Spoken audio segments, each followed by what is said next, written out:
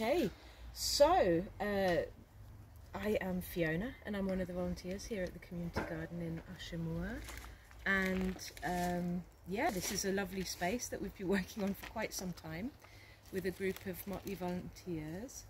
As you can see, we've reconstructed 2 of the raised beds here, 3 of the raised beds in fact, because in particular this end of the garden, the raised beds, you can see from the condition of this one here, they were starting to become quite dilapidated. We're making the best of this one for now and seeing how much we can squeeze out of it for another season. We have just transplanted these brassicas from where they were originally in the polytunnel, but it wasn't the best place for them. It was kind of just a temporary holding, so we've put them out here. And we're noticing, which is what has happened quite often in the past, that they're getting a little bit nibbled by the birds. These in particular were very big, lush brassicas last Saturday, and this is what they've been reduced to. So we need to get them covered up. Firstly, because of the birds, which seem to have gone for the cabbages more than a particular type of cabbage more than these ones, interestingly. But secondly, also because we have over the last 2 years had a particular problem with cabbage white, so we've managed to produce beautiful big cabbages and then planted them out, and they've been decimated by cabbage white. And we have a primary school next door, don't we? We've got 2 primary schools next door. And the children come here and they really do... So when the children come home after being in the primary school, there's a path, you can see it. I'll quickly show you. You can see the gate here at the end, which brings you into the rest of the village, and then there's a path just down here.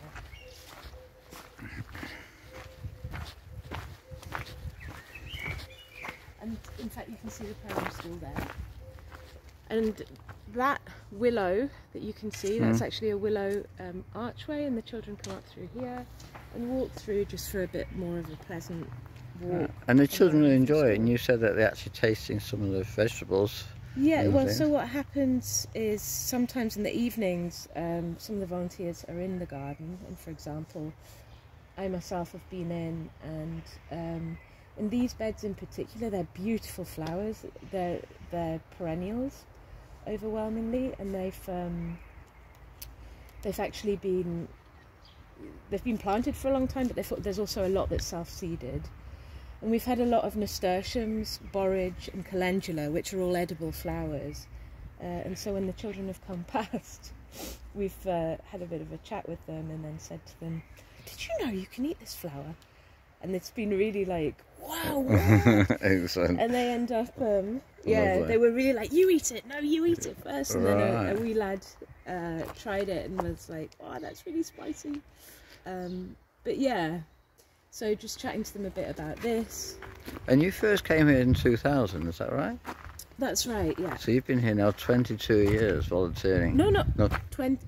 2020. So you get, okay, so you've been here for 2 years. Okay, but that's still fantastic, volunteering. Yeah. So we have all kinds of things here. We have some sunflowers growing, onions, and... We've got an area here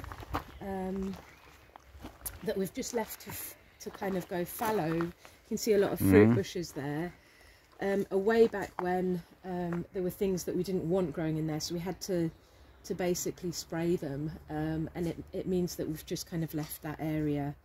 And we had a lot of strawberries in there, and those strawberries have now variously been transplanted, and so they're out here and in those beds there. So we've got a lot of strawberries coming up, and you can see actually, there's quite a few flowers on these. All right, okay.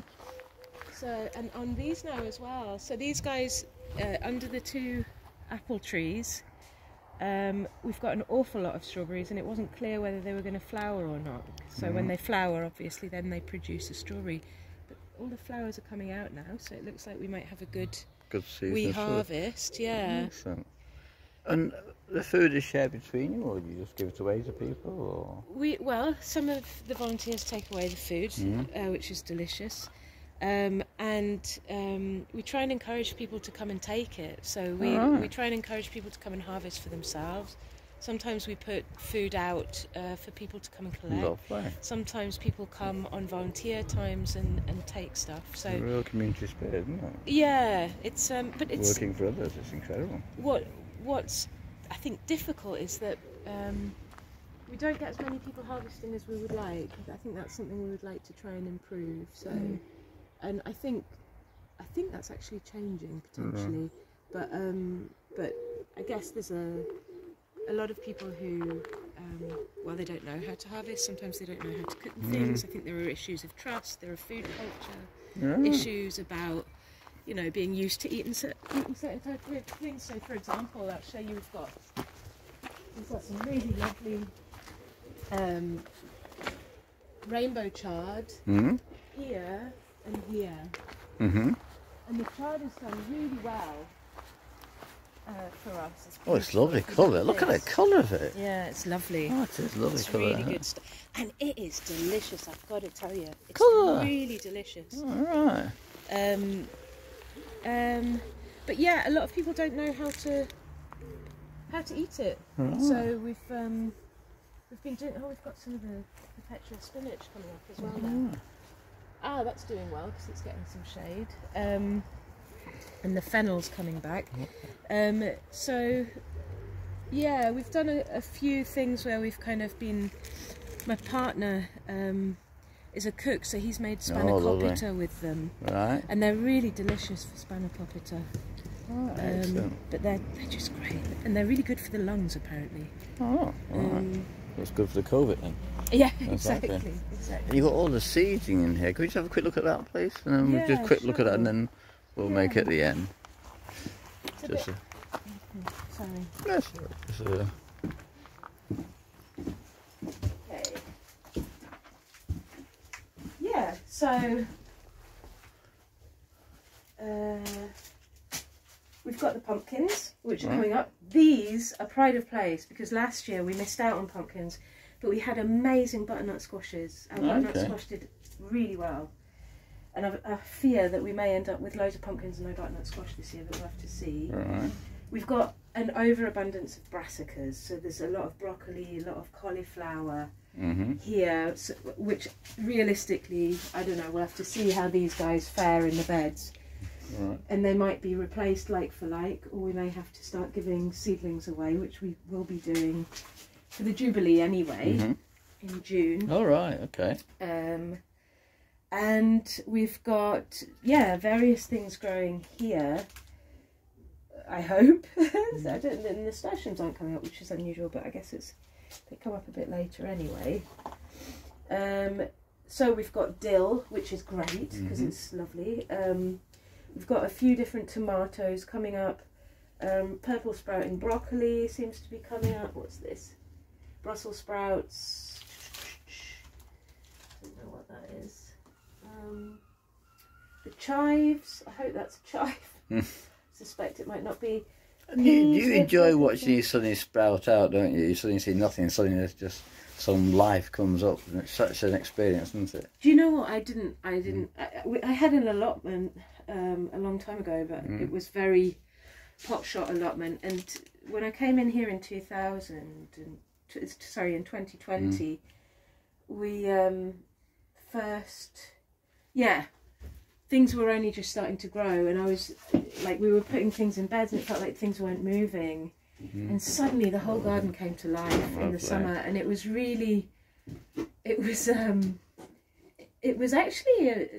an education in faith. Okay. I can see why it's a religious experience for people.